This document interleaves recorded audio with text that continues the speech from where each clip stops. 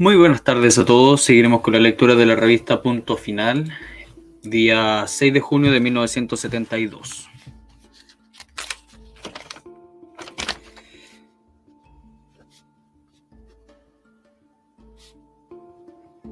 Ya.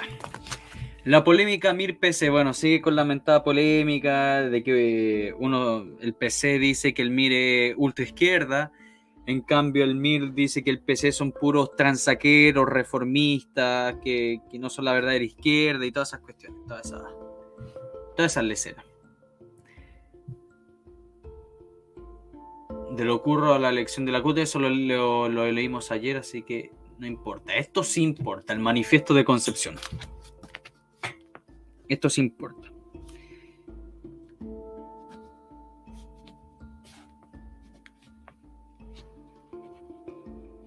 Página 6. ¿Se está escuchando bien, supongo? Sí.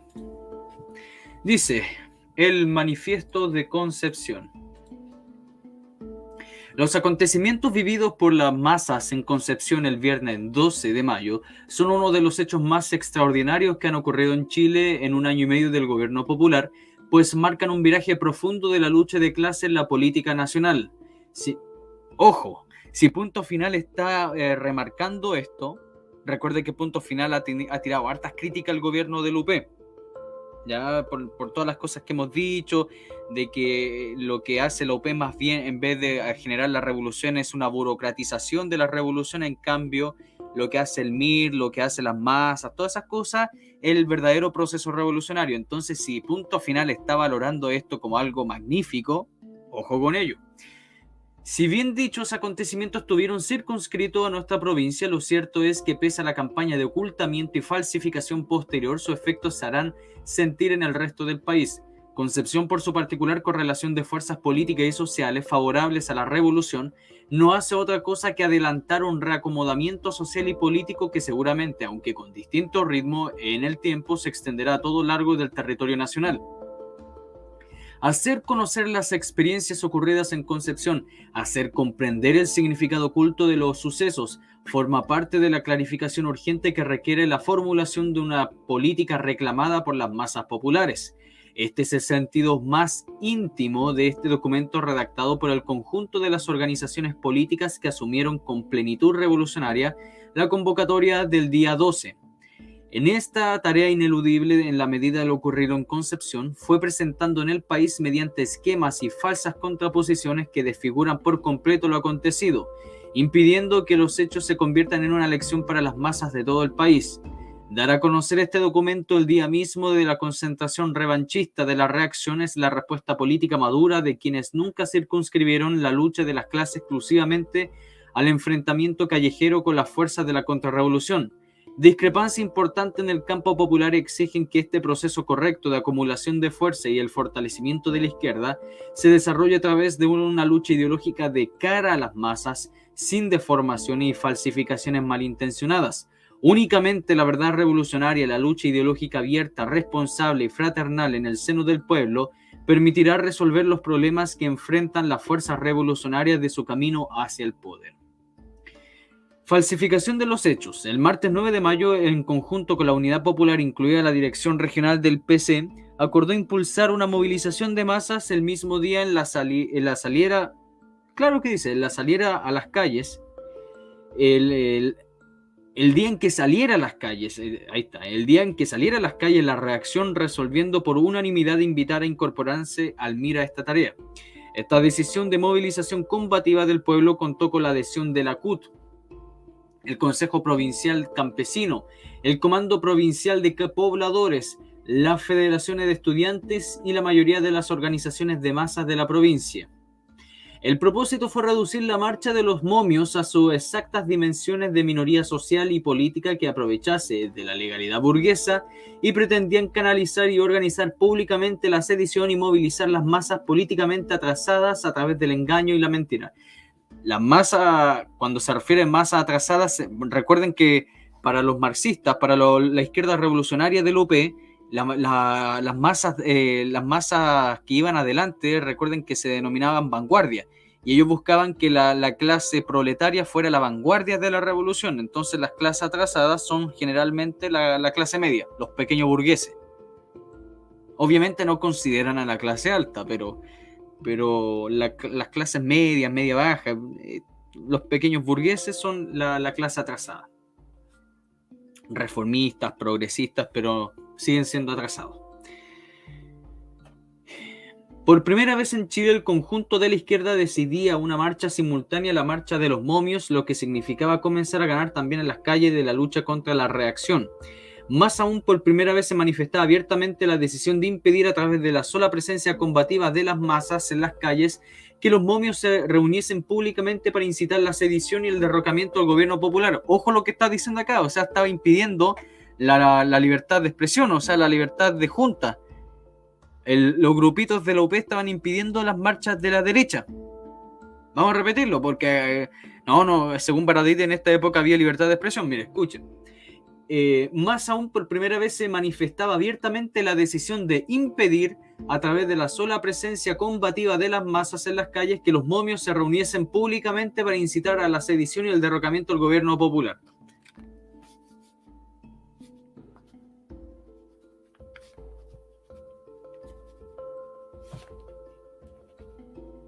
Y esto estaba organizado por la UP.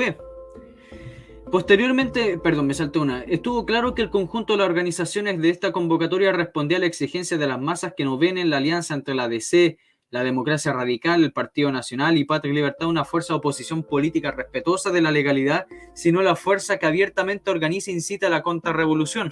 Irónicamente, Puntos Finales habla de la legalidad, siendo que busca traspasarla. Posteriormente, la dirección del PC se restó del compromiso contraído públicamente frente al pueblo de Concepción. Más aún, luego utilizó todas sus influencias en el aparato del Estado para impedir la movilización de los trabajadores, deteniendo incluso un tren procedente de la zona del carbón. Las restantes organizaciones persistieron en la decisión de convocar al acto no como una demostración de prepotencia política, sino como una respuesta justa a quienes de una u otra manera participaron en el asesinato del general Schneider y de la organización del pánico financiero, del desabastecimiento, en el sabotaje de la producción, en el complot de la ITT, las campañas insidiosas y calumnias que diariamente suceden en la prensa, en la Tribuna, en el Mercurio, en la reforma constitucional de Hamilton Fuentealba, en la marcha de las ollas vacías, en la destitución sistemática de intendentes y gobernadores y en la destitución del ministro José Toá. Que son hipócritas, wey. Es que qué hipocresía esta gente, wey. El que escribió es un hipócrita pero a full, y obviamente la gente que se compraba esto, porque esta acá demuestra un cinismo pero gigantesco. Al mismo tiempo, considerando que la correlación de fuerzas que existe en la provincia de Concepción no es idéntica a la correlación de fuerzas en el conjunto del país, todas las organizaciones comprometidas en la convocatoria extremaron los recursos en materia de organización y disciplina para evitar provocaciones que fueran luego utilizadas por la reacción en contra del movimiento popular. El recaudo principal fue asegurar una presencia multitudinaria de que no diese lugar a la provocación artificial. Objetivo logrado, con creces en tanto la convocatoria demostró coincidir con los anhelos más profundos de las masas populares y que desmiente cualquier acusación acerca de la supuesta provocación. Concentración y marcha del viernes 12. El hecho más escamoteado de la información que circuló con posteridad al acontecimiento fue la asamblea que tuvo lugar en el foro de la universidad.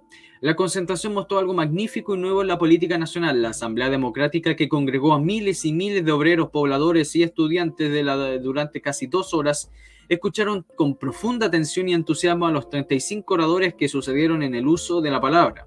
El pueblo de Concepción, reunido en asamblea, se autoconvocó decidido a defender activamente la estabilidad del gobierno y la continuidad del proceso revolucionario.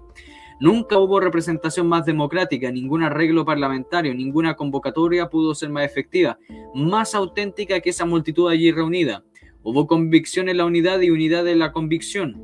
Una vez más, las masas demostraron su decisión de impedir que la reacción se resguardara los preceptos legales para ir preparando abiertamente las condiciones más favorables a la contrarrevolución. La marcha demostró un alto grado de disciplina y organización de masas. En el largo trayecto a través de las calles de Concepción no hubo una sola provocación, un solo desmán, un solo piedrazo de legítimo resentimiento. Reiteradamente el grupo móvil impidió el desarrollo normal de una marcha que no se proponía el enfrentamiento físico con la reacción, sino disuasión mediante la presencia multitudinaria del pueblo. Claro, sí, se lo van a creer. Resultado del apaleo del grupo móvil fue la muerte del estudiante Eladio Camaño. Al día siguiente, nuevamente los carabineros apalearon a estudiantes que realizaban una manifestación de duelo por la muerte de su compañero. En estas razones se apoya la exigencia de destitución de una política administrativa provincial contraria a los trabajadores. Ojo, el intendente de Concepción, si no me equivoco, el intendente y el alcalde de Concepción en esta época, si no me equivoco, puede que me esté equivocando, parece que era del Partido Comunista, nuevamente, Partido Comunista represor. Y no estoy diciéndose que la represión es mala, ojo, es simplemente que los comunistas siempre andan diciendo la represión acá, la represión allá, la represión fascista de Pinochet, la represión fascista de Piñera y pura lecera. Pero bueno, aquí ustedes pueden ver lo que hacía el PC, pues, y con la gente de su propio sector, pues no lo estaba haciendo con los fachos, o con la reacción, o con los momios, o la ultraderecha, como le gustaba llamar. Ojo, la falsificación ideológica. No solo los hechos de Concepción fueron falsificados, igualmente fue grave la falsificación ideológica del acontecimiento y las posiciones reales que se enfrentaron en el seno de la izquierda. En esa perspectiva, la falsificación más grave es aquella que presume que las organizaciones que convocaron al pueblo para disuadir a los momios quieren impulsar un enfrentamiento que considerarían inevitable. Al respecto, debemos reiterar que en el enfrentamiento depende del comportamiento de las clases dominantes frente al avance de la revolución y la capacidad de inteligencia que demuestren las fuerzas revolucionarias para disuadir y arrinconar a tiempo la reacción. Lo que estuvo en discusión en Concepción fue la manera más correcta de disuadir y arrinconar a la reacción, única condición que hará posible de ser exitosa evitar la guerra civil y el derramamiento de sangre. Vamos a repetir eso. Lo que estuvo en discusión en Concepción fue la manera más correcta de disuadir y arrinconar a la reacción, única condición que hará posible de ser exitosa evitar la guerra civil y el derramamiento de sangre. La discusión sobre los caminos más efectivos para disuadir y arrinconar a la contrarrevolución pasa por el análisis del papel que las masas, los partidos, el gobierno y el aparato del Estado tienen en el proceso. En los sucesos de Concepción, las masas demostraron cuál es el papel que están dispuestas a desempeñar en este proceso de disuasión y arrinconamiento de las fuerzas contrarrevolucionarias.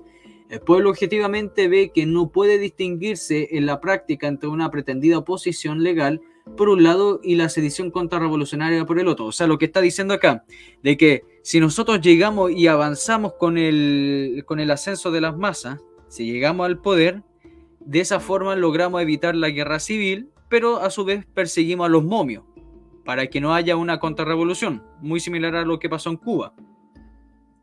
Por otro lado, si la reacción logra acceder al poder nuevamente, la contrarrevolución alcanza su objetivo, entonces no queda más que la guerra civil. Eso es lo que está diciendo acá, punto final. Nada más que eso es lo que está diciendo. Obviamente lo mezcla con palabras rimbombantes de acá, pero eso está tratando de decir. Esta contradicción entre las masas y sectores importantes del aparato del Estado es una contradicción fundamental porque a través de ella se expresa la lucha entre el poder entre la burguesía y el proletariado. La conquista del gobierno popular implicó neutralizar en parte del carácter coercitivo de este aparato del Estado y permitió avances importantes a la lucha antiimperialista y democrática. Lo cualitativamente nuevo en Concepción fue el reconocimiento por parte de la mayoría de las organizaciones de izquierda de la provincia de la existencia de esta contradicción y la decisión de ponerse a la cabeza de la movilización popular. Este hecho en que dentro de una argumentación reformista y ultralegalista se pretende ver como una amenaza aparente a la estabilidad del gobierno. En la práctica contribuye a su fortalecimiento ya que demuestra las fuerzas de la reacción la decisión de las masas de no permitir un retroceso en los avances del movimiento popular. Por otra parte, el hecho en que la mayoría de los partidos de izquierda se pongan unitariamente a la cabeza de las movilizaciones populares interpretando y canalizando sus exigencias más sentidas otorga una flexibilidad política a las fuerzas revolucionarias que debe ser utilizada en profundidad, porque de esta manera la acción de masas no se disuelve en una rebeldía estéril ni en el repliegue de las posiciones conservadoras. Reiteramos, Lo cualitativamente nuevo que se dio en Concepción fue la coincidencia entre las direcciones de las mayorías de las organizaciones de izquierda y en la correcta percepción de las masas que no admiten la falsa separación entre los partidos políticos de la derecha y los saboteadores entreguistas cómplices del imperialismo y calumniadores. O sea, lo que se estaba viendo acá, en resumen de todo, es que se estaba poniendo, entre comillas, un fin al sectarismo de la izquierda. Recuerden que algo lo que criticaba mucho Punto Final es el sectarismo de todos los movimientos y partidos de izquierda. Y Punto Final siempre decía, y dice, de que primero tiene que estar la revolución antes que los intereses partidarios. Y entonces acá nosotros en Concepción estábamos viendo de que existió, por lo menos en este evento, una unión entre los movimientos y grupos de izquierda en contra la derecha, en contra, como dicen esta gente, los reaccionarios, contra los fascistas, etcétera, las ridiculeces, pero hubo una unión, a eso es lo que voy. La DC no puede ser tratada solo como una fuerza de oposición cuando los hechos de suma a quienes defienden las banderas del capitalismo, del latifundio, del imperialismo, marchando con Patria y Libertad y con el Partido Nacional, o aplauden las expresiones orgánicas de los grandes empresarios como el FRENAP y la SOFOFA. Mientras esto ocurra, las masas tienen de todo el derecho a identificar concretamente la oposición y la contrarrevolución, actuando en inexistente la realidad y solo favorece los planes de la contrarrevolución y se hace cómplice de la falsificación ideológica, y en esta perspectiva creemos que en Concepción se dio un paso positivo a la resolución y a la contradicción de la exigencia revolucionaria de las masas y un gobierno popular que, si bien la representa, se encuentra cercado por el aparato del Estado construido para sustentar los intereses de la burguesía. En otras palabras, no se puede hacer la revolución si todavía existen los aparatos de la burguesía, si existe todavía el Estado burgués, obviamente. Los acontecimientos de Concepción deben ubicarse en el camino de la acumulación de fuerzas revolucionarias, o sea, mantener la unión. En un momento crítico en que la neutralización de los sectores vacilantes del pueblo se ve más trabada por los problemas de desabastecimiento, las dificultades inherentes de las transformaciones económicas y el cerco imperialista. Es simplismo afirmar que se trató entonces de la tesis malsana de un gran enfrentamiento. No se trató de una presunta ruptura programática, sino una alianza que busca la discusión y la puesta en práctica de una línea que asegure la irreversibilidad del proceso revolucionario. ¿Qué les dije yo? Eso. Exactamente lo que le dije yo. O sea, lo que está diciendo es que se necesitaba la unión para llegar a avanzar con el proceso. Porque ya era inevitable, ya de que si seguían con el sectarismo no iban a llegar a ningún lado. Entonces descubrieron el 1 más 1.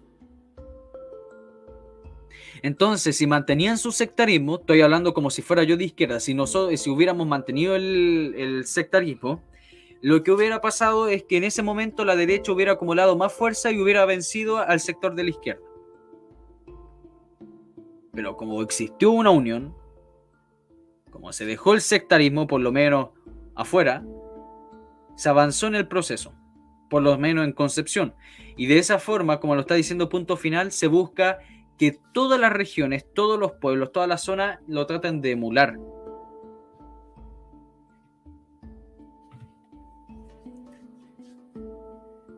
Dice Salvador Allende, el manifiesto de Concepción señala que la movilización de las masas es la mejor defensa del gobierno popular. En la foto aparece con el presidente Velasco Alvarado durante una visita en Lima. Acá movimientos de masas de izquierda criticaron un montón a Allende, porque tanto que él criticaba y también los izquierdistas criticaban a los gorilas, siendo que Velasco no era un gorila. Velasco era otra cosa. Si bien era un general que se tomó el poder y todo eso, pero él era un nacionalista de izquierda. No era un marxista por si acaso, pero era un nacionalista de izquierda y mantenía también la tesis del imperialismo. Él era antiimperialista también, pero no era marxista. Era un nacionalismo de izquierda, etc. Dice,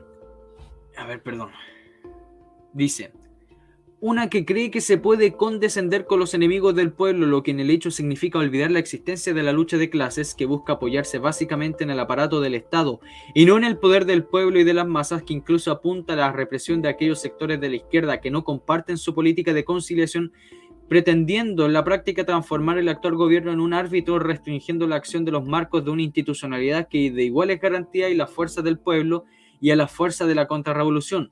La otra política se afirma en la convicción de que no es posible la conciliación con los enemigos de la clase trabajadora, se está hablando de la DC. Sostiene que las contradicciones entre los explotadores y explotados se mantienen y se agudizan. Sostiene que es necesario apoyarse en la fuerza y la movilización organizada de las masas, rechazando toda expresión de dogmatismo y sectarismo en el seno del pueblo, abriendo causa a la discusión en el seno de la izquierda sobre la conducción y futuro del proceso revolucionario. Esta política rechaza la tendencia de asignar a los hechos del gobierno popular un carácter neutral y exige que la fuerza del gobierno se sume a la fuerza del pueblo para impulsar y encauzar la revolución chilena.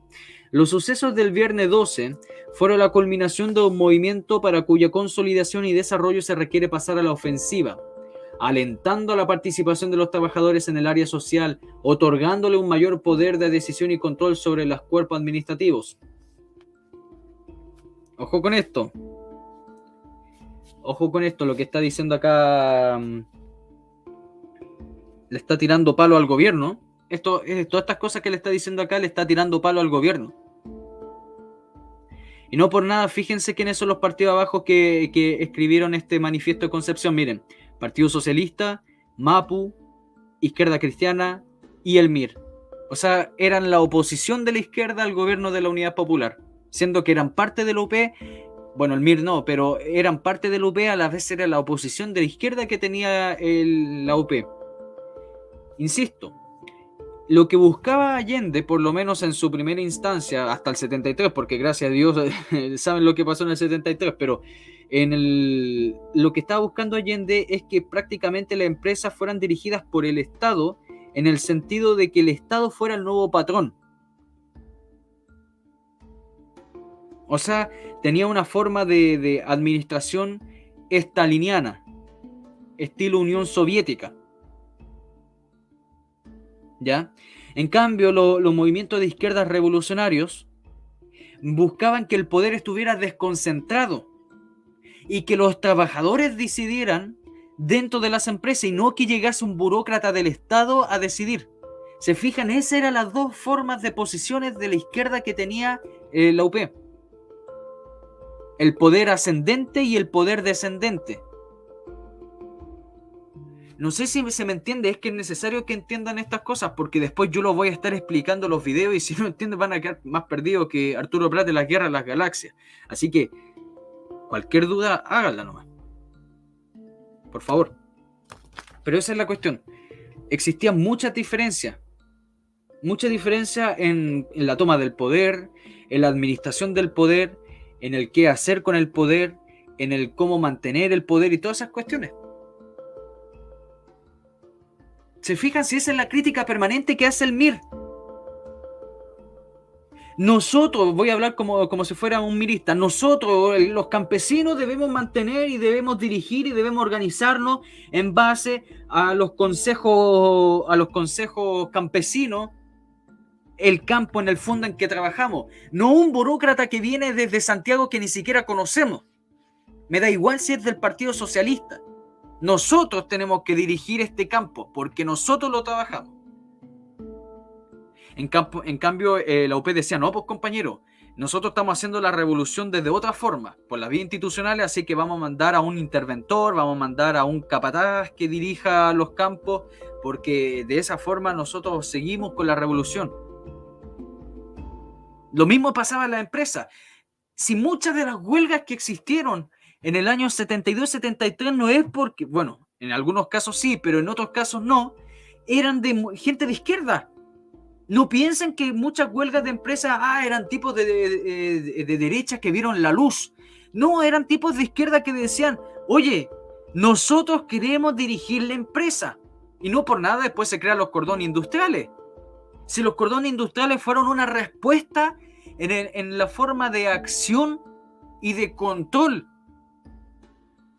Los cordones industriales nacen primero semi espontáneamente, porque obviamente existía una forma de organización anterior a ello. Ya, para eso existían otros tipos de comandos que lo podemos ver a partir con los comandos, los intentos de comandos populares, y después pasaron esos comandos a la empresa y de ahí se crearon los cordones. Pero esta formación de los cordones industriales fue una verdadera respuesta, fue un charchazo a la cara al gobierno. No, nosotros los trabajadores, nosotros los obreros vamos a dirigir la empresa. No queremos un interventor. No queremos un burócrata que viene no sé de dónde, que es amigo de Allende, del ministro Buscovich, a dirigir la empresa que nosotros trabajamos. Exactamente lo mismo. Y va a pasar exactamente lo mismo con respecto, obviamente no va a llegar un interventor, pero sí va a existir una forma de organización tanto judicial y tanto administrativa en las tomas y después en las poblaciones, que van a surgir los denominados comandos populares y los tribunales del pueblo. Después yo me voy a hacerme el tiempo y voy a hacer un esquema. Yo creo que va a ser muy interesante ver el esquema porque es gigantesco las organizaciones, suborganizaciones, núcleos intermedios de organizaciones que también existieron y fueron fundamentales para una organización de masa. Más adelante lo voy a hacer. Sigamos. Dice, implantando el control de los trabajadores en la industria privada, asegurando la participación real de los pobladores en la dirección de los organismos de la vivienda. Fíjense. Otorgando efectiva capacidad de decisión a los consejos campesinos, entregándoles medios materiales para el cumplimiento de las funciones. Es lo que le dije yo recién. Unificando a las organizaciones populares en consejos comunales de trabajadores que a través de sus asambleas por la base resuelvan cuestiones de interés como control de abastecimiento a través de la JAP o como educación y salud, etc. Las masas de Concepción están demostrando, siguiendo la advertencia de Fidel, que pueden y quieren aprender más rápido que la burguesía. Para su esfuerzo quedarían frustrados si las masas populares de Chile y sus direcciones nacionales no aprendieran de ellas también más rápido que la burguesía del país y sus camarillas dirigentes. Por esto llamamos a las masas a la izquierda del país a una franca e intensa discusión de los sucesos de Concepción. Fíjense algo, en esta época, año 72, la derecha, los nacionalistas sobre todo, tenían una muy buena parte de las calles. No por nada Fidel le dijo, aprendan de los reaccionarios. No como hoy día que ¿cómo se llama? Salen 10 personas, 20 personas a gritarle a la moneda.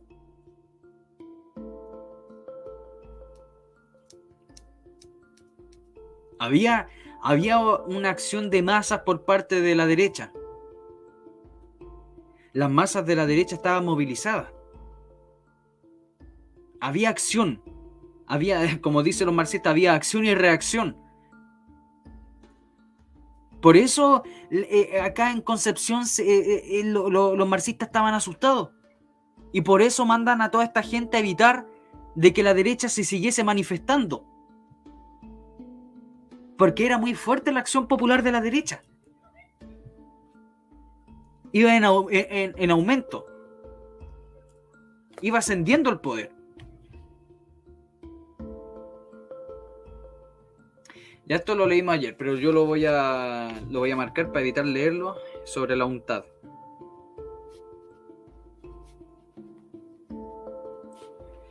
Página 11. A ver, las cartas en la mesa.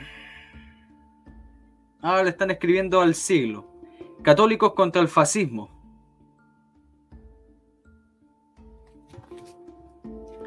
Esto lo vamos a leer, aunque es chiquitito, miren, católicos contra el fascismo.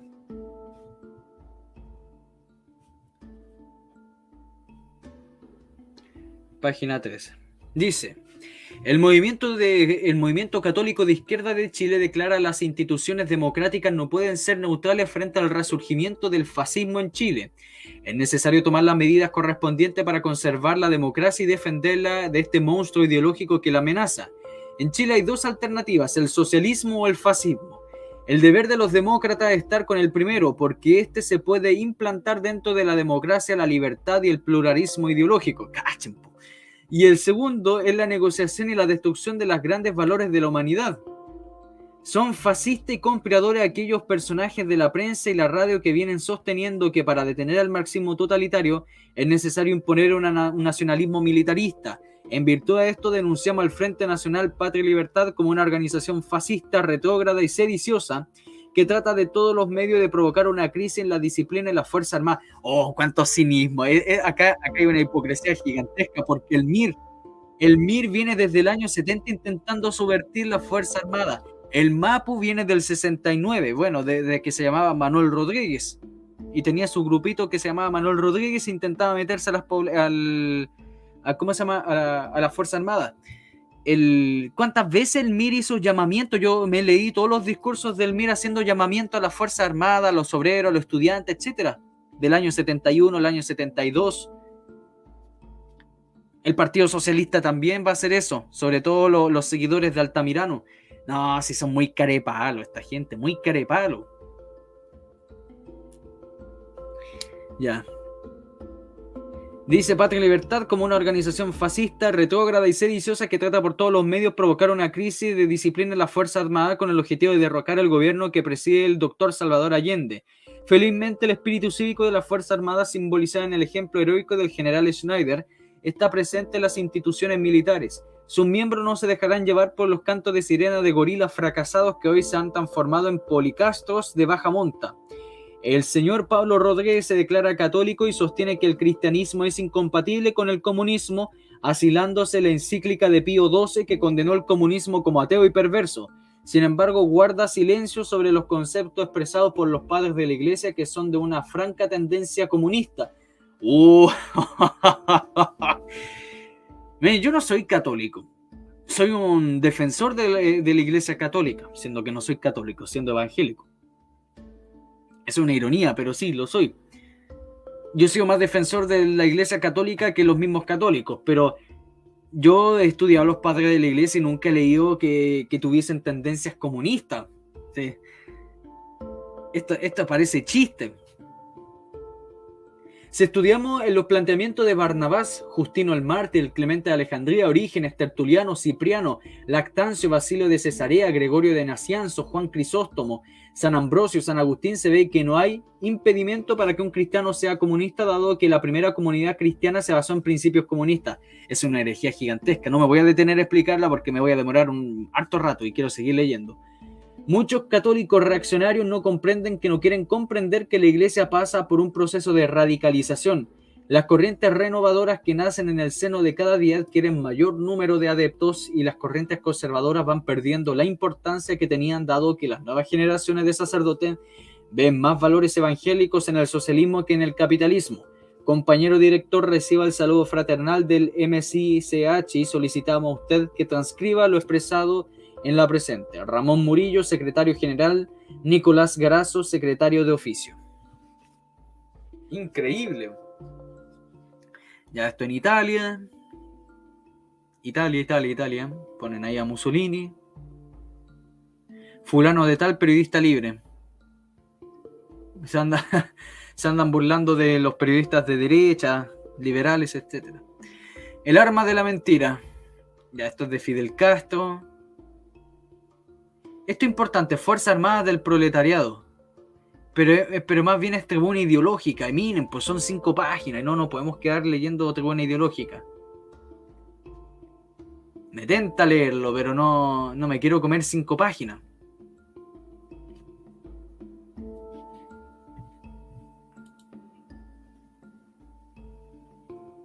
¿Qué dicen? Leemos la tribuna ideológica. Es pesada, complicada, pero podemos sacar algo ahí. Aunque nada del OP. O seguimos de largo. Seguimos de largo y leemos otra cosa. No, es más. Son como 7 páginas. Así fue en Concepción. Eladio Camaño, del fulano que la agarraron a palo. Injusticias de la justicia.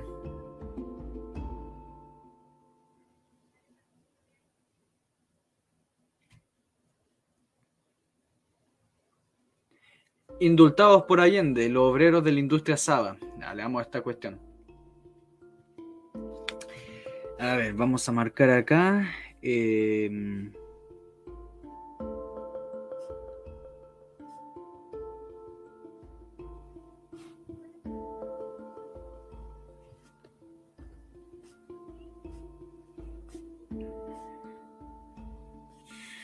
Ya.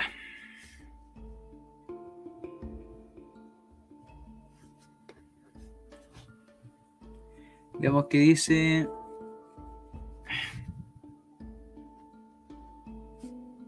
Sobre campesinos.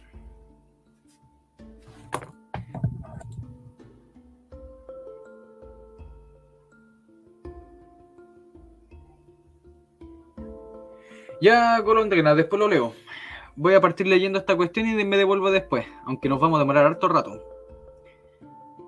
Dice: injusticia de la justicia. El martes 16 de mayo al mediodía, un grupo de campesinos con sus mujeres e hijos concurrieron al Consejo Campesino de la comuna de Lautaro, en la provincia de Cautín, para plantear graves problemas relacionados con la salud. El Consejo Comunal de Lautaro escuchó sus quejas. Anormal distribución de los centros de la reforma agraria, de leche, pésima atención médica de los campesinos y urgente necesidad de establecer postas sanitarias rurales para atacar la epidemia y mortandad infantil. No, pero el gobierno de Allende lo va a cambiar todo lo va a cambiar Allende. El Consejo Comunal resolvió entrevistarse de inmediato con el director del hospital, Abraham Godoy, para obtener soluciones requeridas. Cuando se efectuó esta entrevista, estalló la represión policial y un funcionario del hospital había llamado a la policía, la que en 2 vehículos con alrededor de 30 individuos embistió contra los campesinos que esperaban fuera del establecimiento mientras sus dirigentes conversaban con el médico jefe. 6 campesinos quedaron heridos a bala. Más tarde, estos mismos 6 trabajadores heridos fueron detenidos y sometidos al proceso por agresión a carabineros. En esa condición llevan más de 2 semanas. Este hecho adquiere mayor significación en las actuales circunstancias cuando, por primera vez, un Consejo Comunal Campesino, organismo revolucionario de los trabajadores del campo. Recuerden eso, Consejo Comunal Campesino. Era una forma de soviet, de un cabildo comunista, pero era un cabildo.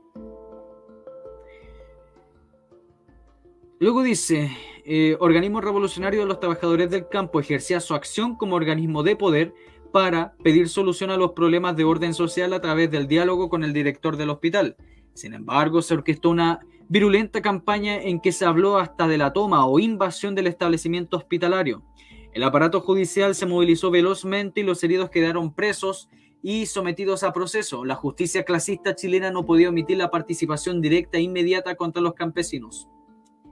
El 22 de octubre del año pasado, otro grupo de campesinos cansados por los abusos del propietario del Fundo Chesque, situado a 12 kilómetros de Loncoche, se tomaron el predio y fueron ayudados por 12 trabajadores del asentamiento Michimalonco. Todos anhelaban tener trabajo estable y motivar a la Cora para la expropiación de la pésima explotación de dicho predio, donde prestaban labores en forma esporádica. Con razón funcionaba mal, sí, prestaban ayuda una vez a las 1500. El latifundista Martín Doyarcabal Enríquez irrumpió en el predio acompañado de otros terratenientes y atacaron a balazos a los campesinos.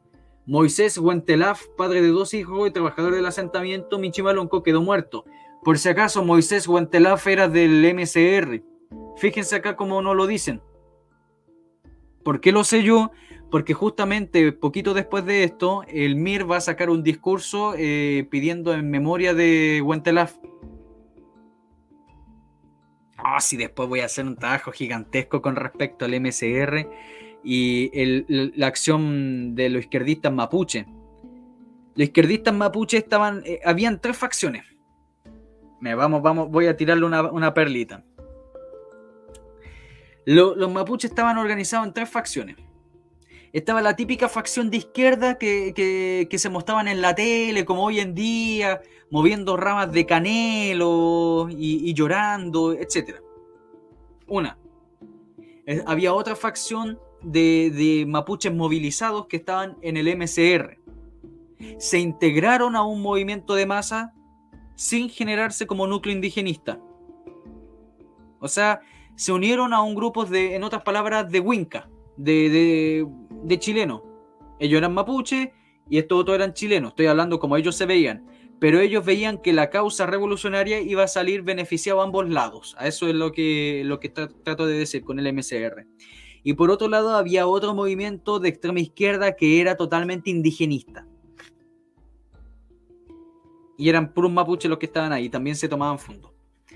Y quemaban, se tomaban predios, mataban gente, etc. Esas eran las tres líneas de acción revolucionaria araucana. No, sí, prepárense con eso.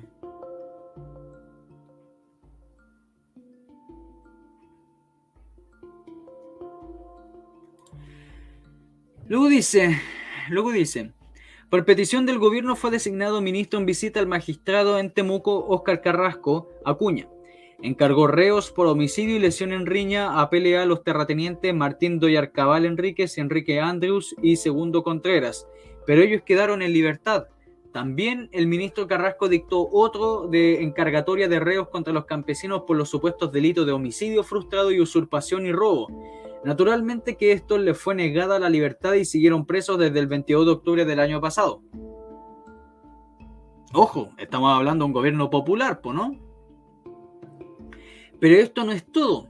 Como todavía no quedaba muy clara la encargatoria de reo para Doyarcabal y sus cómplices, lesión en riña y pelea, la defensa de esto apeló y modificó por parte de la Corte de Apelaciones de Temuco para favorecer más a los asesinos. Así, el 5 de noviembre del 71, los personeros del Poder Judicial en la Corte de Temuco, Rafael Mera, Germán Valenzuela y Víctor Godoy, resolvieron en revocar la encargatoria de reos a los latifundistas y también de los campesinos, y a estos se les indicó como autores de los delitos de homicidio frustrado, en riña y pelea y de robo con fuerza. Es decir, quienes fueron atacados a balazo y sufrieron el asesinato de uno y de ellos, herido a bala, entre otros dos, resultaron ser para la justicia los delincuentes que debían mantenerse encarcelados y bajo proceso. Los vicios. El proceso que se ventila contra los mapuches víctimas de la agresión a balazo de Martín Doyarcabal, fíjense cómo lo dicen acá, los mapuches.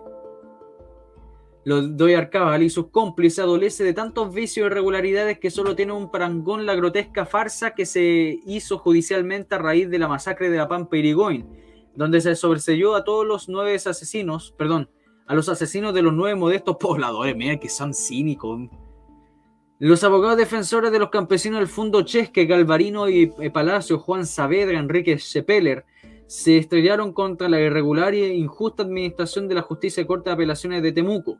Se han pedido numerosas diligencias sistemáticas rechazadas por la Corte. Ya.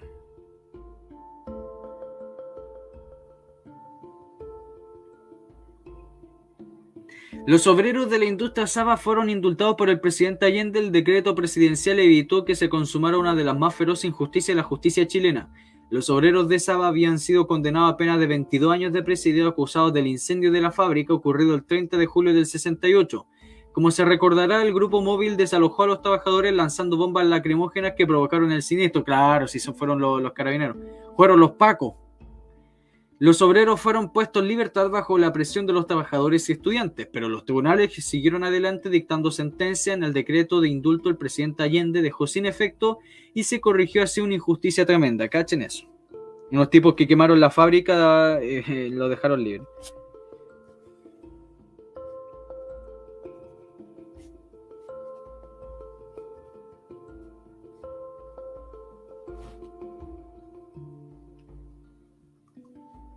Página 28.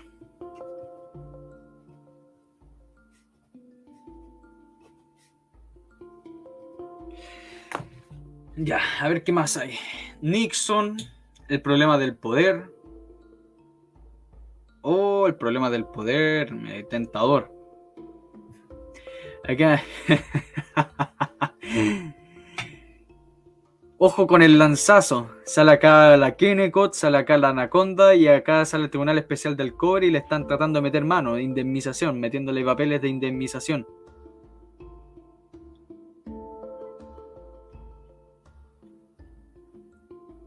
Le damos a esta cuestión, el problema del poder. Algo que me gusta mucho es la cuestión del poder. El triunfo de la UP significó en el plano específico de la política la ampliación de la democracia. Pero la democracia no es una concepción puramente abstracta. En su sentido más divulgado expresa el gobierno del pueblo. En tanto, el pueblo, en la acepción no proletaria del término, es la suma de las clases de una nación. La democracia no puede ser representativa cuando más representa una de las partes de una sociedad nacional. Queda aún desde el prisma no proletario descubierta como una forma de dominación de clase y consecuencia la democracia así entendida deviene en la negación de sí misma. En otras palabras, lo que piensan los marxistas es que la democracia está en servicio de la burguesía y no en servicio de la clase proletaria. Y como no está al servicio del pueblo en su totalidad, no es una verdadera democracia. Por eso los marxistas hablan tanto de la democracia, por eso se llenan tanto la jeta de la democracia, y obviamente los liberales, la gente que cree, que entiende, dicen, no, ¿cómo ellos van a ser demócratas si ellos han generado las peores dictaduras del mundo? Lo cual es cierto. Pero los marxistas son demócratas. Ellos buscan profundizar la democracia, hacerla una democracia clasista, en que el pueblo, la concepción de pueblo que ellos tienen, o sea, la gente que los siguen a ellos, obviamente, porque la gente que no es parte de ellos no es el pueblo. Los que siguen a los marxistas son el pueblo, los demás no son pueblo. Pero míralo de esta forma. El pueblo, según ellos, son los que deben tomar el poder y de esa forma ascender. Esa es la verdadera democracia para un marxista. Por eso cuando ustedes escuchan a un marxista y están hablando de la democracia y ustedes están diciendo, oh, qué gente cínica. No es que sean cínicos, es que ellos tienen otra definición para la democracia.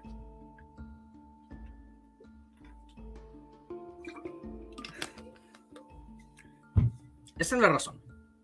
De tal manera que cuando afirmamos que el triunfo de la UP significó la ampliación de la democracia, no podemos suponer que ello por sí implique la negación de la democracia de clase vigente.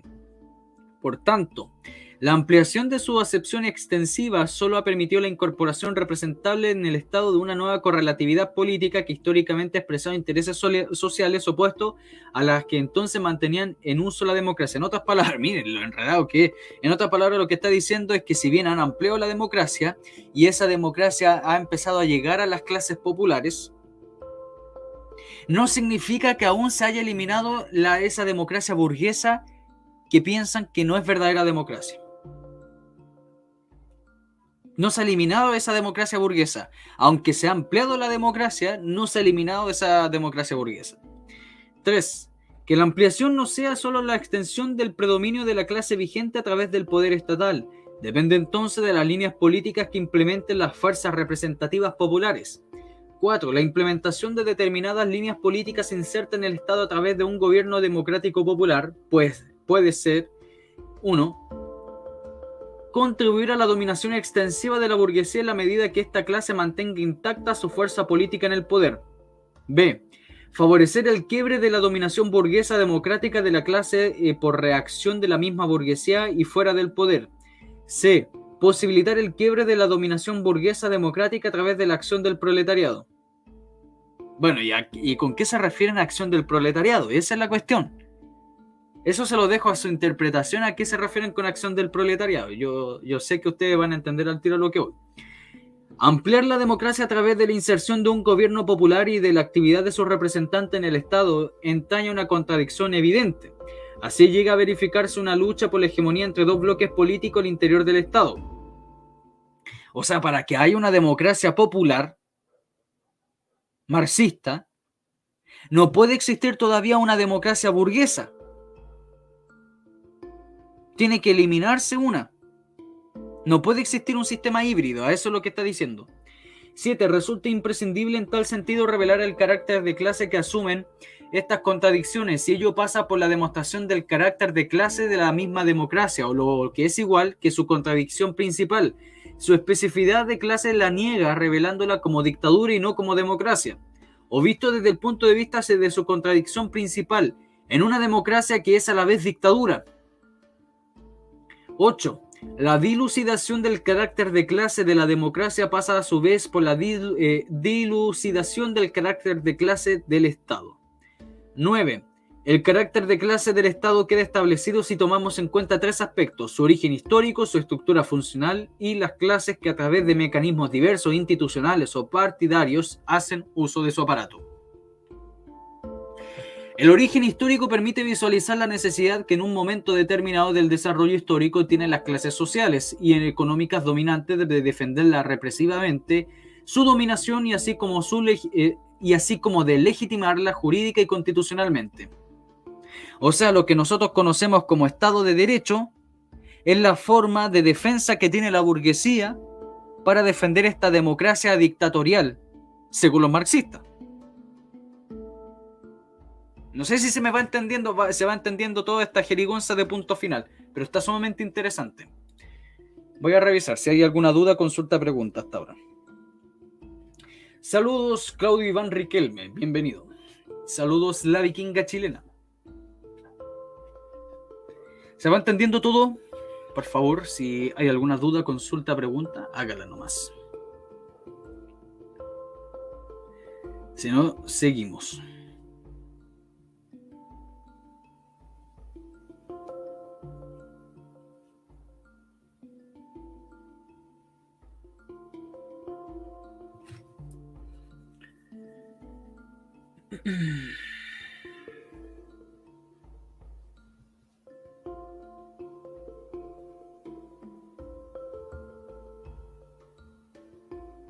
Ya, seguimos. Pues nadie responde, entonces seguimos. Dice, el tercer aspecto que hace en referencia a la forma que adquiere esta dominación económica y social de clase, a su vez en la forma de dominación, dictadura, puede darse directa e indirectamente. Llega a darse directamente cuando las mediaciones que intervienen entre las clases dominantes y el poder no existen o son mínimas. Ejemplo, los estados absolutos que combatían la burguesía en el siglo XVI y XVII en Europa. Y llegan a darse indirectamente cuando las mediaciones implican transferencia o delegación de las clases dominantes a partidos políticos, instituciones, iglesia, ejército o burocracia. 10. Es que depende, ¿eh? Depende. No. Yo tengo mis diferencias con respecto a eso. Si bien existe, porque denomina dictadura a un sistema monárquico, lo cual no es así. Un sistema monárquico no es un sistema dictatorial. Las dictaduras son en base republicana. Así que no puede ser una dictadura un sistema monárquico. Autoritario, por supuesto. Pero dictatorial no lo es. No lo es. Y también tampoco se puede denominar como dictadura en el sentido indirecto, que estaba acá mencionando punto final, a lo que es el poder de la iglesia. Al contrario, también es un sistema autocrático.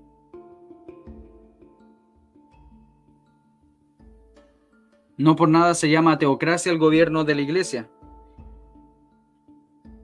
Así que yo no lo denominaría como poder indirecto de una, entre comillas, dictadura. Pero bueno, lo escribió alguien en el año 72, así que ¿con quién voy a discutir eso? 10.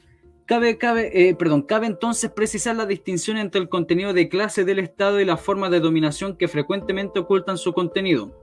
La democracia no es más que una de las formas de la dictadura de clases, o si se prefiere la apariencia no dictatorial que adquiere la dictadura de clases. Lo que está diciendo acá es que la democracia burguesa, la democracia que tenemos nosotros, es una forma de dictadura.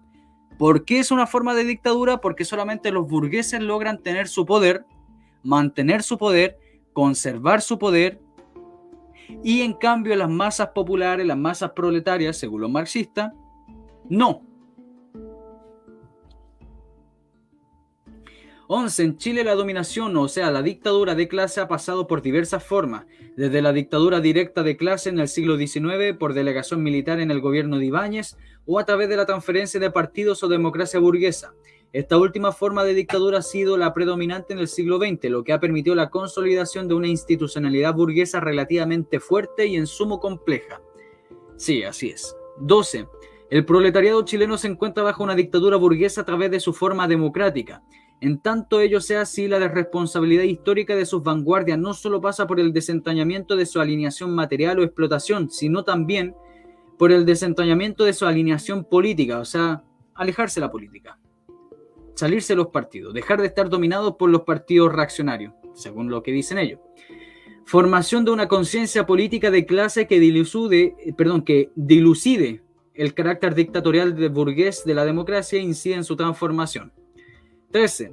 La dictadura burguesa a través de la democracia burguesa es una forma de dominación que, si bien permite la extensión de representatividad en el poder a través de la consolidación hegemónica de las delegaciones políticas burguesas sobre los dominados, deja abierta una contradicción en tanto estos últimos llegan a alcanzar relativas posiciones de poder que obstaculicen el dominio hegemónico de clase.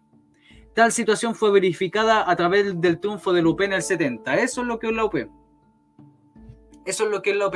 En otras palabras, en este periodo, y lo que ha estado tratando de decir este fulano que escribió acá en Punto Final, es que aún no existe una democracia popular.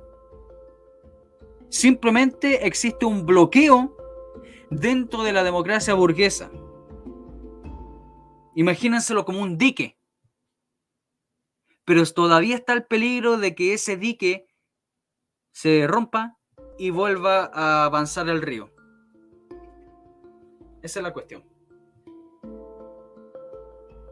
Pero el advenimiento del UPEM, remitido solo a la descripción gubernamental del Estado, amplía los márgenes de la democracia burguesa, o sea, en la medida en que la contradicción queda liberada de su apariencia y no en su realidad, se pierde de vista la perspectiva del poder efectivo contentándose con el poder formal. En tal sentido, el gobierno popular por sí solo no modifica el carácter de clase del Estado. Es lo que les decía.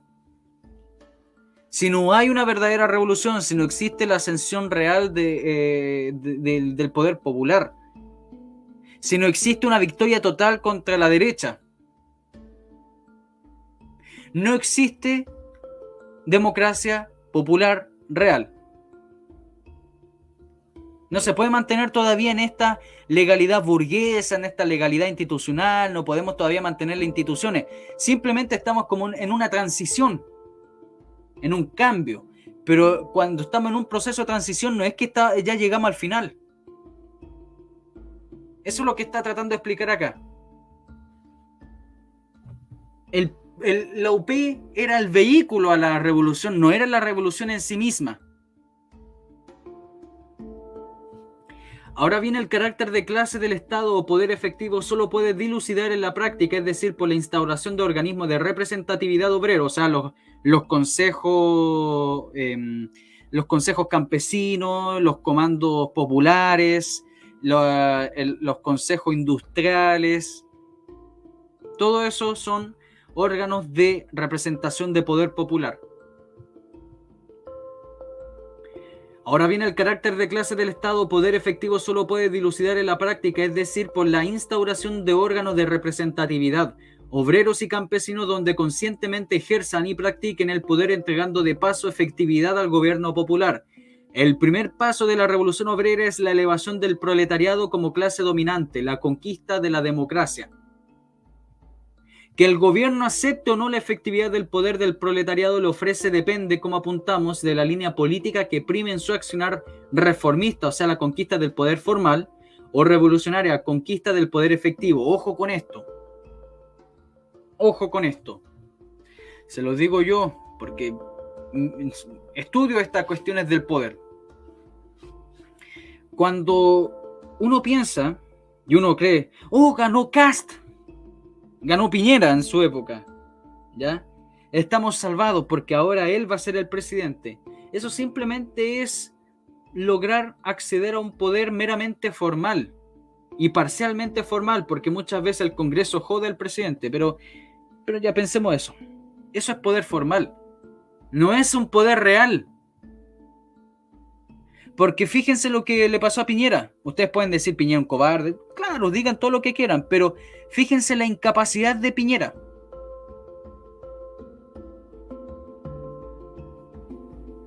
Hubo una presión de masa. Hubo una acción de lumpen de distintos sectores, pero hubo una organización. Hay una diferencia muy grande en lo que es el poder formal y lo que es el poder real. O como acá menciona, como poder efectivo. El poder formal tiene límites. El poder efectivo no los tiene. No los tiene, obviamente dentro de mi soberanía. Y es la máxima forma de poder.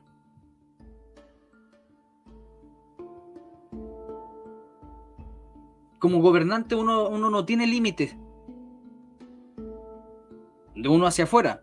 Pero claro, a uno sí le pueden poner límites, esa es otra cosa, que alguien de afuera o que las mismas masas me derroquen. Esa es una forma de limitarme el poder, pero yo como gobernante puedo ocupar todo el poder que quiera y sin límite. O sea, tengo plena soberanía, eso es lo que voy. Fíjense, un ejemplo. Un poder formal es lo que tienen los estados democráticos, el presidente, de que hay una marcha que se está pasando de la cuenta y entonces manda a los carabineros y que los trate con cariño por los derechos humanos. Hay limitación de la fuerza. En cambio, fíjense lo que pasaba en la Unión Soviética si había una marcha contrarrevolucionaria, fascista, o lo que sea, como ellos lo llamaban. Una marcha de gente de derecha, de gente patriota, que eran anticomunistas. Los mandaba a matar. Los eliminaba. Eso suena horrendo, sí lo sé, suena horrendo, pero esa es la verdadera forma del poder real. No depender de una contraparte. No tenerle miedo que hay unos partidos políticos que me pueden presionar. Tengo chip libre. Pero obviamente, si yo obviamente, esto lo pongo en un ejemplo, obviamente, pero yo como revolucionario yo me voy a ponerme límites porque yo estoy defendiendo a mi gente, al pueblo de Chile. Los límites me los autoimpongo yo, pero dentro del poder real yo no tengo límites. Pero los límites me los autoimpongo yo. O me los impone el pueblo movilizado o no sé, o fuerzas del exterior, que muchas veces pasa eso también. Ya, me fui en la volada. ¿Se me entendió, no? A veces hablo y no sé si me entienden. Hablo en chino.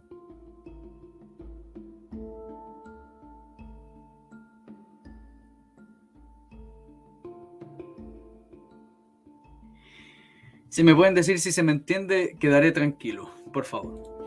Ya, sigamos.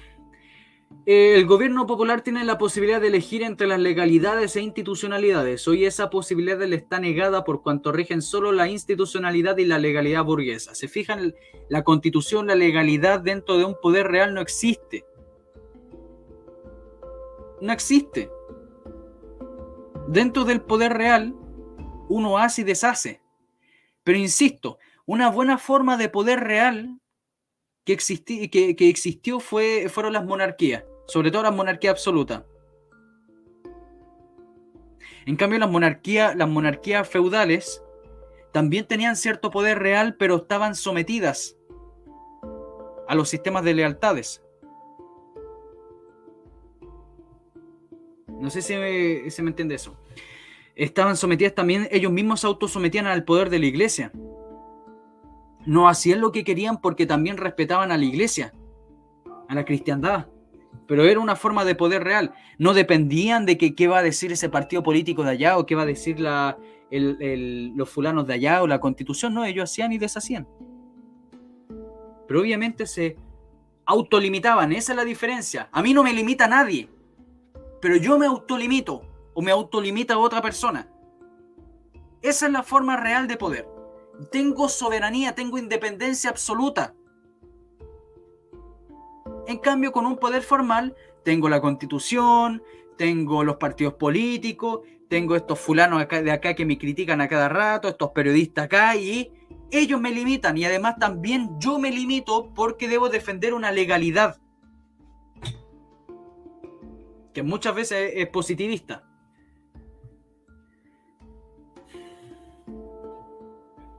Está buena esta cuestión.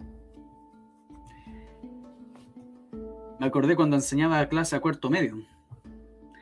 21. Es necesario deponer la concepción burguesa que remite el problema de la dictadura a su apariencia jurídica legalista. En efecto, puede darse casos de perfecto ordenamiento jurídico constitucional de las más perfectas repúblicas burguesas y al mismo tiempo dictaduras, ya que en una forma en que la burguesía ha expresado su dominación, dictadura, es justamente a través de la democracia. De la misma manera puede darse una dictadura, dominación del proletariado, sin haberse abolido en su integridad la institucionalidad y juridicidad burguesa. 22. La actitud revolucionaria queda así definida frente al problema del poder efectivo y las organizaciones producto a la lucha de los trabajadores. La expropiación por sí sola como acto jurídico y político no decide ni mucho menos la cuestión por qué es necesario desplazar de hecho a los terratenientes y capitalistas. O sea, está diciendo que expropiarle a los capitalistas, expropiarle a los terratenientes, a los empresarios y todo eso no es suficiente. Y más aún, punto final, lo criticó el día de ayer, o sea, lo que leímos el día de ayer, sobre el área mixta. ¿Cómo es posible darle un espacio de batalla a nuestros enemigos de clase? Eso era lo que decía punto final con el área mixta, del 51% para el Estado y el otro para el privado, con el caso de las viñas. No puede haber igualdad entre los explotadores a los que se han distinguido durante largas generaciones la instrucción, la riqueza y los hábitos adquiridos y los explotados cuya masa, incluso en las repúblicas burguesas más avanzadas y más democráticas, es embrutecida, inculta, ignorante, atemorizada y falta de cohesión. Lenin, la revolución proletaria y el renegado Kautsky. Ojo con el personaje de Kautsky, porque si bien Kautsky sería junto con otros personajes el padre de lo que es la socialdemocracia, influyente dentro de la socialdemocracia. Y se pensaba que la socialdemocracia, que tanto defienden los centroizquierdistas, que muchas veces son liberales centroizquierdistas, que piensan que la socialdemocracia es un sistema liberal más acorde a lo que ellos creen que es correcto, es realmente la forma de dictadura que buscaban los socialdemócratas establecer.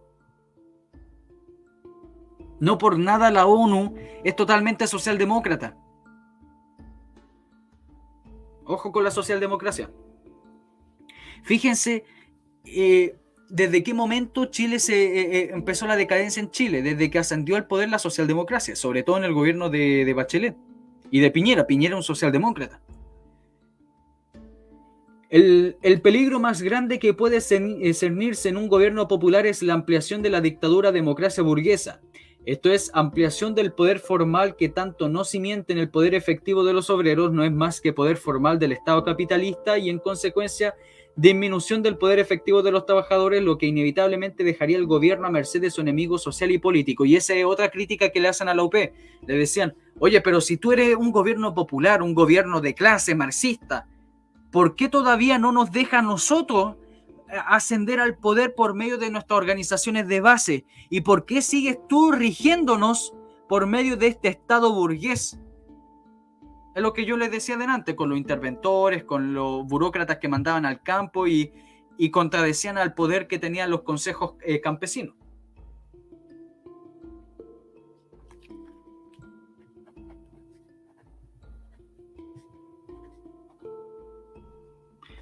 Muy interesante esta cuestión. Yo creo que prácticamente nadie ha analizado esta cuestión del poder en la unidad popular. El renegado Kautsky. Saludos, Pablo R. Se me entendió, ¿no? Estoy hablando solo. Saludos, Infoguerras. Bienvenido, estimado. Ya, muchas gracias, Claudio. Ahora sí, qué bueno que se me entienda. Que estoy acostumbrado a preguntarle cuando estoy haciendo clase a los cabros chicos y le pregunto, ¿se me entiende? Si no me entienden nada los cabros chicos y después me retan a mí, pues. Bien.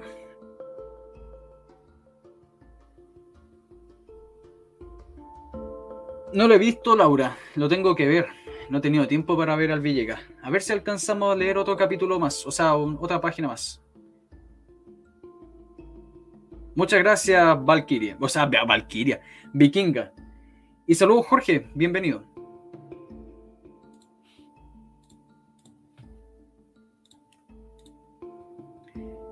Luz propia. No, es que estoy leyendo mal. Luz roja en el camino del poder. ¿Consolidar qué? Martes 20 de junio de 1972.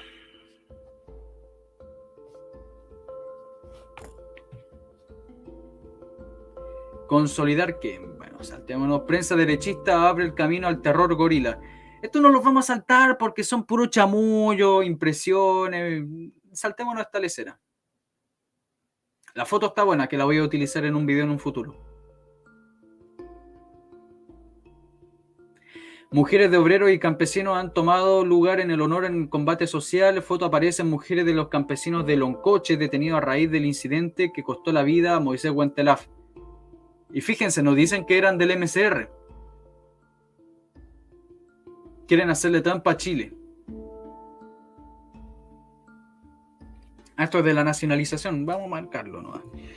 Sobre la nacionalización.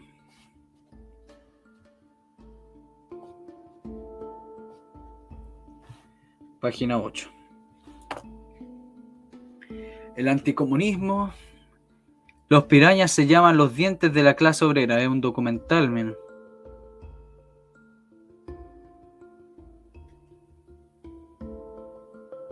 No, es un documental. ¿Qué cosa es esto? Un reportaje. Los pirañas.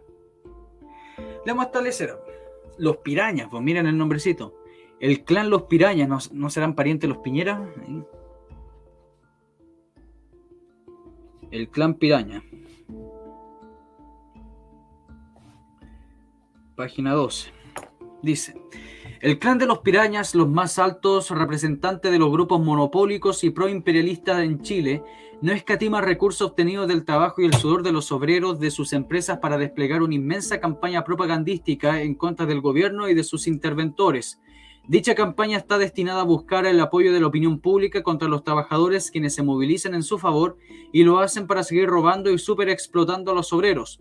Los Pirañas eran propietarios o controlaban gran cantidad de empresas, entre las cuales se encontraban las compañías de seguro, la Sudamericana de Vapores, el Banco Hipotecario, Copec, FENSA, Mademsa, Cooperativa, Vitalicia, varios grandes hoteles de la Sociedad San Fernando, Financiera, etc. Muchas de ellas están hoy en su poder. Se entiende entonces que es lo que defienden estos grandes capitalistas y tras la plusvalía en Chile, ocultando tras su verborrea mientras los intereses de la clase explotadora y su compañía bien orquestada, que cuenta con los personeros importantes tanto como el presidente de la SOFOFA, cuestiona y desafía la política económica del ministro Vuskovic, directamente y a través de los interventores, como es el caso de Mademsa. Llama a reprimir a la izquierda y trata de confundir a la opinión pública dándose un aire de inocentes y de promotores del bienestar del país.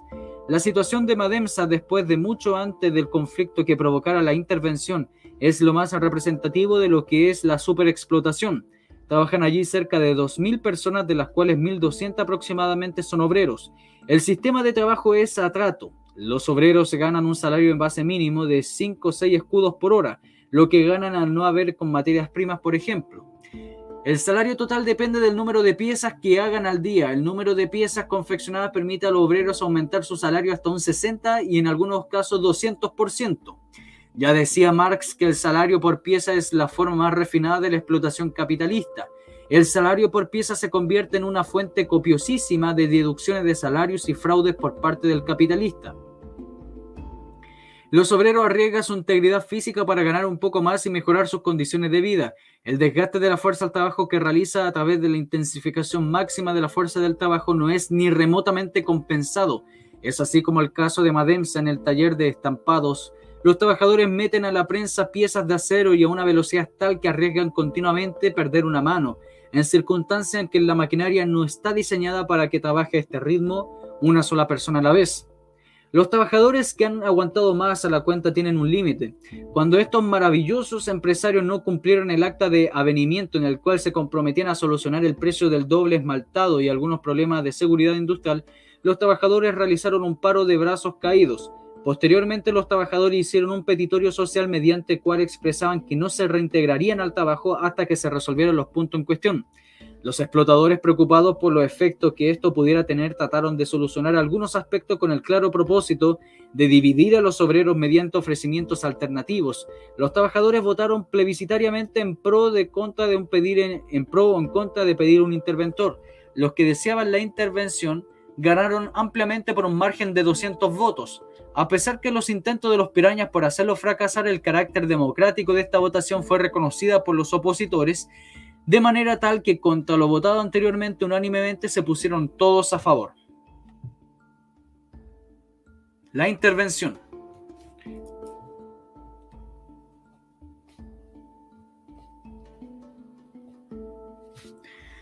El gobierno, a pedido de los trabajadores, nombró a un interventor para solucionar los problemas laborales. Los Pirañas, que no en vano se han enriquecido y gozado la vida a costa de la superexplotación de los obreros, comenzaron inmediatamente una campaña en defensa de los intereses monopólicos. Es así como ya un nombrado interventor, Raimundo Beca, echaron a correr el rumor de que el interventor era el general en retiro Carlos Hepp. Claro, esto no perdían la esperanza de generar conflicto entre la Fuerza Armada y el gobierno. Lo más interesante es que el rumor sobre el nombramiento del general Hepp como interventor no es casual. Carlos Hepp figuraba como miembro directorio de la empresa y por lo tanto en parte interesado en el conflicto. Una vez fracasado su plan sobre el interventor, los pirañas alcanzaron una campaña propagandística a su favor a través de la prensa, radio, televisión, medios que son esencialmente favorables, donde no se escatimaron, por supuesto, ni de dinero ni de calumnias de toda especie. Basta un ejemplo: 20 planos pedidos por la interventor fueron transformados por la empresa en dicha campaña en 10.000. Como no es en vano que las clases monopólicas proimperialistas han gobernado siglos a nuestro país, los pirañas acuden a todos los mecanismos del sistema del Estado y les son favorables. Los antecedentes pedidos permiten ya desenmascarar a estos ángeles en la corte celestial. Se comprobó, por ejemplo, que en los 4 primeros meses de este año la empresa llevaba una pérdida de 12.800.000 escudos en circunstancias que el año anterior había alcanzado utilidades declaradas por 9.500.000. Pudo comprobarse a la vez que en el periodo 71-72 la producción bajó de manera considerable como demostración de la magnífica administración llevada a cabo. Los trabajadores se han visto fuertemente afectados por esta baja, ya que dado al sistema de explotación, solo pueden ganar más si se produce más. El que se sepa toda esta verdad es uno de los aspectos que duele tanto a los desinteresados industriales, que se habían apresurado a dar a conocer a través de la prensa las magníficas condiciones de producción del 70-71. Los juegos no acababan ahí, por cierto. Durante los días de la toma de lo industrial invirtieron 6.800.000 escudos en una empresa Hipacar, mientras requerían un crédito de 10 millones de escudos para terminar la semana en salarios. Estos son solo algunos de los ejemplos de la administración del clan de los pirañas, de los que se le asemejan. Pero no vale la pena sorprendernos, como aquí en la lucha de clase no hay que hacerse ilusiones respecto al comportamiento de los que defienden los intereses de clase. Estos ejemplares de una especie que está aún más lejos de extinguirse, defenderse con dientes y muelas la posibilidad de seguir sobreexplotando a los obreros y gozando la vida a su costa. Vietnam, Bolívar, el bloqueo yanqui estrangula Chile. Esto está interesante, ¿eh? Vamos a anotarlo.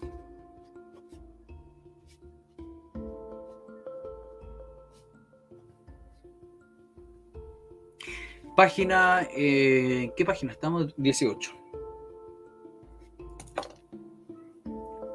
¿Cuánto para abajo es? No es tanto tampoco. Ya, veamos. Los efectos del bloqueo imperialista, lo que Allende llama bloqueo invisible. Allende lo llama así, o sea, lo llamaba así, bloqueo invisible. Los efectos del bloqueo imperialista que está soportando Chile y que ha originado una crisis económica que en estos momentos se encuentra en su punto álgido, se hacen más evidentes en la actual situación del comercio exterior. En ese sector donde se enfrentan las principales restricciones y donde se deja sentir más claramente la agresión imperialista de que Chile está siendo objeto. No se puede olvidar que los términos en que se desarrolla el comercio exterior son fundamentalmente diferentes a los de la última década y por otra parte también es profundamente distinta a la política económica del gobierno del UP, especialmente lo que se refiere a la redistribución del ingreso, la disminución de la cesantía, hechos que se traducen en una mayor presión de la adquisición de bienes importados, tales como materias primas, combustibles, repuestos y particularmente bienes de consumo como son los alimentos. En todos los años de la década recién pasada, Chile ha tenido un saldo deficitario en su cuenta corriente, cuenta que resulta de su balance entre importaciones y exportaciones de bienes y servicios, más los ingresos y egresos por concepto de intereses y utilidades pagadas al capital extranjero. Fue así como el quinquenio comprendido entre el 61 y 65, este déficit alcanzó en promedio 168,4 millones de dólares y en el quinquenio siguiente, 66-70, llegó a 77,6 millones de dólares. El déficit en el 61 sobrepasó todos los niveles llegando a 212 millones de dólares, cifra que es solo comparable al alcance de los primeros años de esta última década. En el 61, 62, 63 vemos el cuadro número 1 que se movió el saldo de la cuenta corriente en millones de dólares. El promedio del año 61 y 65 el déficit era 168 millones. El promedio del 66 al 70 era 77,6 millones. Y en el 71 el déficit era 212 millones, o sea, en un puro año había un déficit de 212 millones. Es interesante señalar que el precio efectivo, precio FOB, del cobre electrolítico en el primer quinquenio señalado alcanzó un promedio de 28 centavos de dólar la libra y en el segundo a 51,5 centavos son precios en los años 60 y 70 y de 70 a 60 centavos de libra. En el año 71 el precio fue de 46 centavos. El déficit del 71 se explica por tres razones fundamentales. 1. Este año comenzaron a sentirse toda magnitud los efectos derivados del endeudamiento externo y de la entrada indiscriminada de capital extranjero al país. Supuestamente había un bloqueo, pero llegaba un montón de plata, sobre todo de Europa Occidental, de Canadá, de Japón, de Australia. Llegaba mucha plata, o sea, porque Estados Unidos ya no soltaba tanta plata, lo cual venía plata de Estados Unidos, ojo con eso. No era mucha, pero llegaba.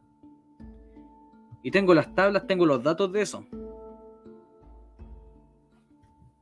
2. Las mayores importaciones estrechamente ligadas al crecimiento de la producción industrial que demandó mayores cantidades de materias primas, repuestos y combustible importados, y el aumento de la demanda de alimentos y bienes de consumo producido internamente con materias primas importadas como consecuencia de los mayores volúmenes de salarios. Este incremento de los niveles de la actividad económica alcanzado especialmente en el segundo semestre del 71 fue el que permitió absorber gran parte de la cesantía y conjuntamente una equitativa y justa política de reajuste y redistribuir el ingreso. El hecho de que el gobierno se haya negado a pagar con desocupación las restricciones que se le ha impuesto al imperialismo en el exterior ha hecho necesario ese mayor nivel de importaciones. 3. Esta tercera razón fue dada a conocer por el ministro Pedro Vuskovic en su reciente exposición económica ante el comité de la CIAP sobre la situación chilena en estos términos. Cito: el déficit se explica por la disminución de los precios del cobre respecto al nivel promedio del 70, hecho que significó para nosotros un menor ingreso de divisa en el 71 equivalente a los 140 millones de dólares. En cambio, los aumentos de precios en los productos que importamos que representaron un mayor gasto de 120 millones de dólares como consecuencia en gran medida de la devaluación de esta moneda. Los gastos militares provocados por la desastrosa campaña norteamericana en el Vietnam motivaron la devaluación del dólar en una devaluación al final que tuvieron que pagarle a los países subdesarrollados. Por ejemplo, es bastante clarificador el hecho que, mientras por efectos del reajuste del precio del oro, los precios CIF del cobre subieron 48 a 49 centavos. Los precios internacionales promedio de nuestras importaciones fueron alzados entre un 10 y un 15%. Y en otro plano, este ejemplo también prueba el provecho que tuvieron los países desarrollados únicos poseedores de reservas de oro frente a los subdesarrollados que nada tienen de ese metal. 100 kilos de oro valían antes la devaluación 30 millones de dólares, se reajustaron según el nivel de la devaluación en un 8,57%, vale decir ahora valen 32.567.000 dólares. O sea, lo mismo que lo que está haciendo Marcel y compañía hoy en día de echarle la culpa a la guerra ruso-ucraniana, en esta época se le echaba totalmente la culpa a la guerra de Vietnam. Claro, había repercusiones, pero se le echaba la culpa a todos. Se agregan este deterioro los errores del programa de expansión del cobre y los perjuicios causados por la explotación irracional y abusiva de dicho mineral en los meses anteriores a la constitución del gobierno popular, los que en conjunto representaron para el país una pérdida de algo de más de 50 millones de dólares en el 71. En suma, solo estos tres conceptos significaron menores ingresos o mayores gastos equivalentes a 312 millones de dólares, lo que dicho sea de paso se aproxima al déficit total de los balances de pagos que experimentó la economía chilena en el año recién pasado. Los gobiernos anteriores utilizaron siempre una fórmula igual que pasó a ser tradicional para resolver el desequilibrio externo. Ella consistía en contraer nuevas deudas para salvar las obligaciones de las deudas anteriores y en abrir indiscriminadamente las puertas de entrada del capital extranjero. De esta manera, el imperialismo penetraba de forma creciente en el aparato productivo del país hasta llegar a dominar en gran medida la economía nacional. El cuadro siguiente es bastante elocuente, dice: ingresos y egresos por concepto de capitales autónomos. Promedio del 61, 276 millones, egresos 155 millones y quedaba 121 millones, 6. Promedio del 66 al 70, 519 millones, 317 millones, 202 millones. Y después en el año 71, solamente en el año 71, 200 millones, egresos 300 millones y saldo menos 100 millones. O sea, la gente, había gente que metía plata, pero era más la gente que sacaba plata. En este cuadro se puede observar el flujo creciente de capitales extranjeros que entraron a nuestro país en el último decenio, ya sea bajo la forma de inversión extranjeras directas o bien como créditos externos. Los egresos corresponden a la despreciación y amortización de los créditos e inversiones extranjeras. De los datos mencionados se ve la situación de la balanza de pago a finales del 71, que muestra un déficit de 312 millones de dólares, compuesto así 212 millones de déficit de la cuenta corriente, cuadro número 1, más 100 millones de la cuenta de capital autónomo, cuadro número 2. Este último saldo negativo, el de la cuenta de capitales autónomos del 71, no tiene precedente en ninguno de los años del decenio anterior. Revela elocuentemente la actitud de los Estados Unidos respecto al proceso independiente, democrático y popular que está viviendo Chile y a todas nuestras maniobras que está realizando para impedir que rompamos nuestra dependencia tradicional del imperialismo. Bueno, saltémonos todo eso porque está hablando de puras leceras del imperialismo y todo eso. Después dice, en julio del 71 el Eximbank se negó a dar una aprobación de un crédito con gestiones que iban muy adelantadas, que estaba destinado a comprar aviones en los Estados Unidos para la línea aérea nacional. No supuestamente es que estaban en contra del imperialismo y de Norteamérica y de los capitales extranjeros y todo eso, pero andan llorando de que no les llegaba plata. Es como el bloqueo a Cuba, que dicen, no, nosotros no necesitamos el capitalismo, entonces están llorando porque supuestamente ellos dicen que hay un bloqueo y todas esas leceras. Y acá exactamente lo mismo. No vamos a depender del capitalismo internacional, pero andan llorando que no les llega plata.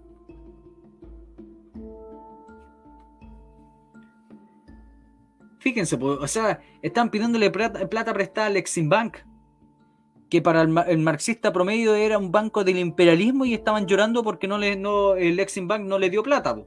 Obvio, po. Si son enemigos, po. ¿Cómo les van a dar plata? Saltémonos todo eso porque es pura lecera. Ahí están llorando de que no les daban plata. Líneas de crédito de banco norteamericano. Noviembre del 70, 220 millones. Noviembre del 71, 88 millones de dólares. Y enero del 72, 25 millones. Fíjense, ¿ven que prestaban plata? Si yo se los decía. Fíjense ustedes. No, que el gobierno popular se desligó de Estados Unidos y del imperialismo. Fíjense. Líneas de crédito de bancos norteamericanos. En el año 70 prestaron 220 palos. En el año 71, 88 palos. En el año 72, 25 palos. Claro, venía en disminución, pero fíjense ustedes, pues prestaban plata. Y estamos hablando que en esa época 25 millones de dólares era plata. Era calete plata. Ya. Uruguay. Venceremos. Bueno, acá están atacando a la Contraloría, que es un organismo fascista y todas esas leceras. No lo aceptamos. Esto es lo del Chess, que es lo que leímos delante. El gorila y los zorzales. Daniel Biglietti. Los campesinos piden palabras. Mapuche y represión. Esto está interesante. A ver qué. Vamos a leer solamente los de los mapuches. A ver. Los consejos comunales campesinos de Cautín reiteraron que representan a la totalidad de los mapuches. Mire, fíjense, esto es importante.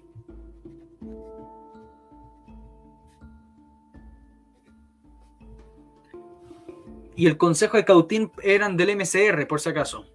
La gran mayoría eran del MCR.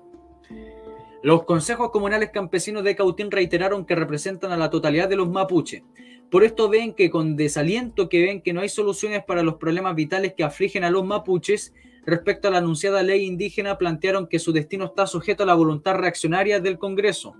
No hay perspectiva de solución a corto plazo. Por eso solicitaron al presidente Allende el estudio de una política inmediata para resolver los problemas de salud, vivienda, educación y producción y previsión de los mapuches.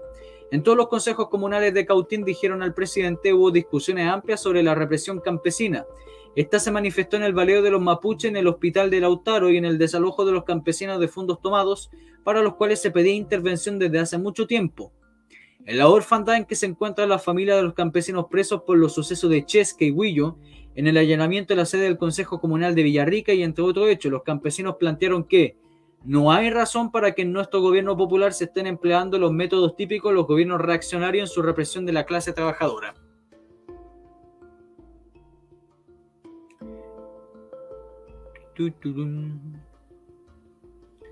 Y aquí tenemos otra ilustración del Hecho, de Hecho, así se llama el que hace esto, de Fidel jugando básquetbol. El infarto de Fidel.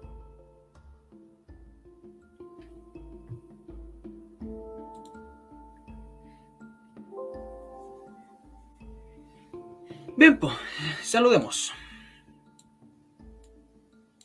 Saludos a Germán Maggi, Insulsa, Clarinet, Claudio Iván Riquelme, Tomasita Torquemada, Marder, Patricia Selvi, Laura, PR, Max, saludos Max, Golondrina, no lo voy a leer, pero Antijurio,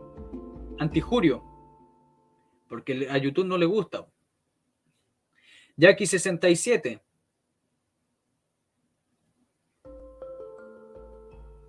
Pablo Osorio, Fractal, Albertino Pinochet, José B,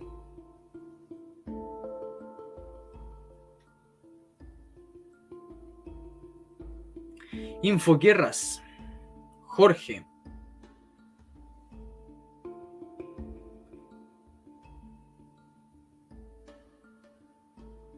La Vikinga Chilena,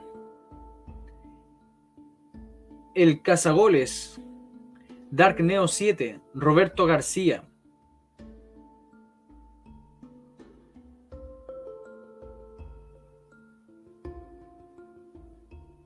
y Maximiliano Ar 15.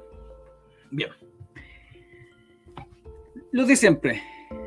Dejen su me gusta, si es nuevo suscríbase y lo más importante, difusión, estimados. Difundan más que nada ahora. Si no quieren que los comunistas nos ganen en el discurso, en la historia, bueno, su trabajo es difundir. Difundan. Nada más que eso, estimados. Difundan.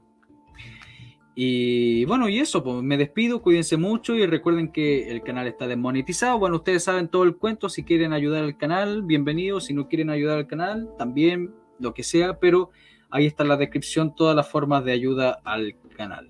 Nos vemos mañana. Mañana yo creo que voy a hacer, aparte de leer esta revista Punto Final, o puedo que me salte la revista Punto Final, quiero leer un libro que es sobre la marcha de las cacerolas. Es un libro corto, de letras grandes, capaz que me lo logre leer en la pura tarde, así que lo esperamos mañana.